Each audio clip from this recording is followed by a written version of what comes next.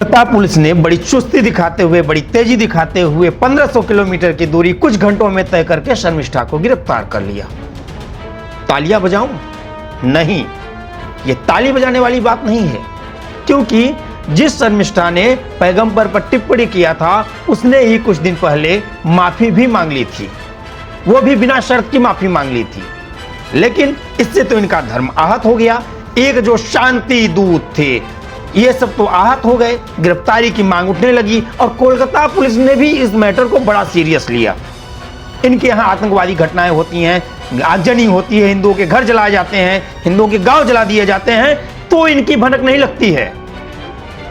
हिंदुओं की mob lynching होती है, वहां ये नहीं दिखेंगे। लेकिन एक 22 साल की लड़की को गिरफ्तार करने के लिए 1500 किलोमीटर की दूरी कुछ घंटे में तय करके ये पहुंच गए और उस लड़की को गिरफ्तार कर लिया। अब बच गया धर्म? खुश हो गए पैगंबर या खुश हो गए शांति दूत? मैं बिल्कुल अभी भी कहूंगा कि मैं उसका समर्थन नहीं करता हूं उस लड़की का, लेकिन उसे जिस तरीके से गिरफ्तार किया गया है मैं उसकी कठोर शब्दों में निंदा करता हूं। और एक चीज और बताना चाहूंगा कि ये वही कोलकाता पुलिस है जो इनके यहाँ के नेता मौलाना हिंदू धर्म पे गलत टिप्पणियां करते हैं तो ये सोते रह जाते हैं।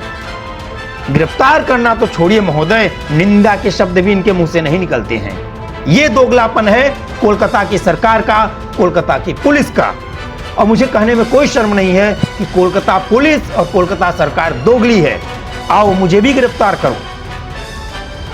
अरे एक 22 साल की लड़की है यार, वो स्टूडेंट है, छात्रा है, उससे गिरफ्तार करके तुम क्या जताना चाहते हो? मुस्लिम वोट बैंक साधना चाहते हो? मुस्लिमों के लिए आखिर तुम्हारे मन में जो है वो तो पूरी दुनिया को पता है।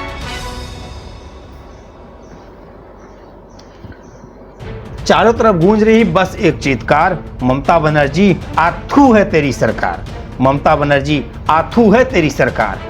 तुमने कर लिया एक 22 साल की बच्ची को गिरफ्तार, कोलकाता पुलिस तुमने कर लिया एक 22 साल की बच्ची को गिरफ्तार। आथू है कोलकाता तेरी सरकार, आथू है ममता बनर्जी तेरी सरकार पर। वो 22 साल की लड़की अगर कुछ ऐसा की थी उसे वार्निंग दे सकते थे, आप उसे नोटिस दे सकते थे, लेकिन इस तरीके से गिरफ्तार करके लाना ये कहां का न्याय है? वो लॉ की छात्रा है, यहां ध्यान रहे, वो क्या है? छात्रा है। देश में इतनी घटनाएं हो जाती हैं, हिंदुओं के घर जला दिए जाते हैं, हिंदुओं के साथ इतनी इतनी हत्याएं हो जाती हैं, तब ये पुलिस नहीं पहुंचती है।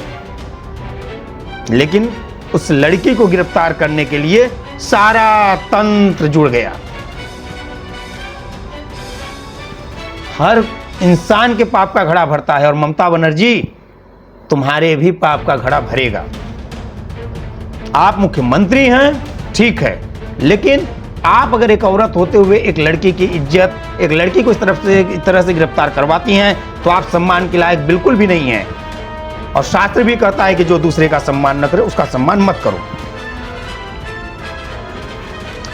आपको मैं आपके यहाँ के कुछ एमपी और मौलाना के नाम बता देता हूं जो लेटेस्ट में कि भगवान पर हिंदू धर्म पे इतनी टिप्पणियां की, उनको गिरफ्तार क्यों नहीं किया गया? आखिर उनके ऊपर केस क्यों नहीं चलाए गए? नहीं, ये तो आपको सुनाई ही नहीं देगा ना, क्योंकि आप तो एक आंख से देखते हो। न्याय वो शब्द तो आपकी सरकार में है ही नहीं। और मैं आपको बताना चाहूंगा, मैं भी एक लॉ का स्टूडेंट नहीं हूं, एक लॉयर हूं, एक पत्रकार भी हूं, और हां मेरे पास डिग्रियां हैं, मैं राह चलता नहीं हूं। अगर आपको लगता है कि मैंने भी आपके ऊपर कुछ गलत टिप्पणी की है तो आइए मुझे गिरफ्तार करिए, पर यह आपके बूते की बस की बात नहीं है, क्योंकि यहां योगी सरकार है, सनातनियों की सरकार है, न्याय की सरकार है। आप मुझे हाथ भी नहीं लगा सकते। आपकी सरकार को चैलेंज कर रहा हूं मैं, ममता बनर्जी, और ये छोटी मुंह बड़ी बात नहीं है। अगर आप कर सकते हो तो करके दिखाइए। उस लड़की की गलत गिरफ्तारी की मैं निंदा करता हूं और आगे भी करता रहूंगा, और आपके सरकार पे थू थू करता रहूंगा। और आज से रोज एक वीडियो बनाऊंगा जब तक वो लड़की रिहा नहीं हो जाती, उस लड़की को न्याय नहीं मिल जाता। आपके टीएमसी के एक वरिष्ठ नेता फिरहाद हाकिम कोलकाता के मेयर थे, और ये दिसंबर 2024 की कार्यक्रम की बात है, जब उन्होंने कहा था कि हम पश्चिम बंगाल में हमारी 33% आबादी है। हम एक ऐसे समुदाय से हैं जो बंगाल की 33% आबादी है। भारत में हम 17% हैं और हमें अल्पसंख्यक कहा जाता है। लेकिन हम खुद को अल्पसंख्यक नहीं मानते। हम मानते हैं कि अगर अल्लाह की कृपा रही तो हम एक दिन बहुसंख्यक से भी बहुसंख्यक बनेंगे। इशारा क्या था उनका? चलिए इस मैटर को हटाइए। दूसरा है हुमायूं कबीर।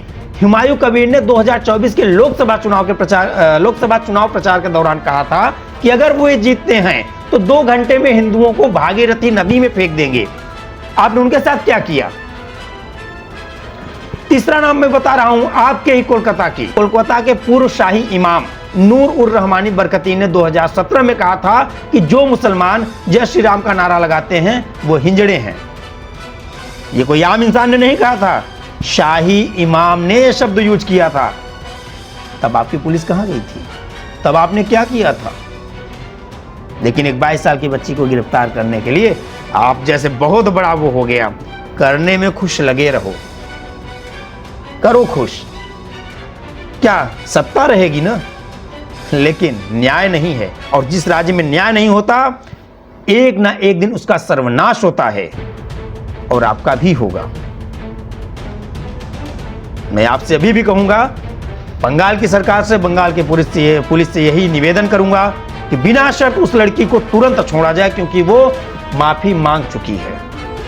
अगर उसके ऊपर कार्रवाई हुई है तो कार्रवाई उन सब पे भी होनी चाहिए जो सर्तन से जुदा कह रहे थे, जो रेप करने की धमकी दे रहे थे, उन्हें भी तुरंत गिरफ्तार किया जाए अगर इस देश में न्याय है तो। मैं माननीय न्यायपालिका से रिक्वेस्ट करूंगा कि इस केस में जल्दी से जल्दी संज्ञान लें, और 13 जून बहुत लंबा समय है, तब तक वह बेटी सुरक्षित नहीं रहेगी। इसलिए तत्काल आज के आज ही इस पर सुनवाई करें, तो आपकी निंदा होगी। आपके बारे में, आपके सरकार के बारे में ऐसे ही वीडियोस बनते रहेंगे। और अगर आपको लगता है कि बोलने की आज़ादी सिर्फ एक विशेष धर्म के लोगों को है, या आपके नेताओं को, शाही इमामों को है, तो गलत हैं। इस सरकार में कानून है, लोकतंत्र है, अदालतें हैं, न्यायालय हैं। और मैं माननीय सुप्रीम कोर्ट से भी विनती करूंगा कि तत्काल इस मैटर को संज्ञान में लिया जाए और उस लड़की को रिहा करके सकुशल, याद रहे सकुशल।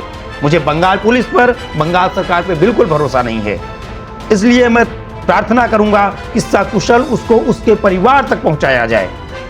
अरे बच्चे जब गलती करते हैं, चपलता करते हैं, कुछ गलत बोल जाते हैं, तो बड़े रोष नहीं करते हैं। डांटिए, मारिए, पर इस तरीके से उनको मतलब काट के फेंक थोड़ी दिया जाता है, उनको इस तरीके से बेइज्जत थोड़ी किया जाता है। आशा करता हूं आप सबको ये बात समझ में आई होगी। अगर किसी की भावनाएं मेरे वीडियो से आहत होती हैं तो हूं, मुझे फर्क नहीं पड़ता। जो सच है वो मैं बोलूंगा और आगे भी बोलता रहूंगा। जय श्री राम, जय भारत, जय हिंद।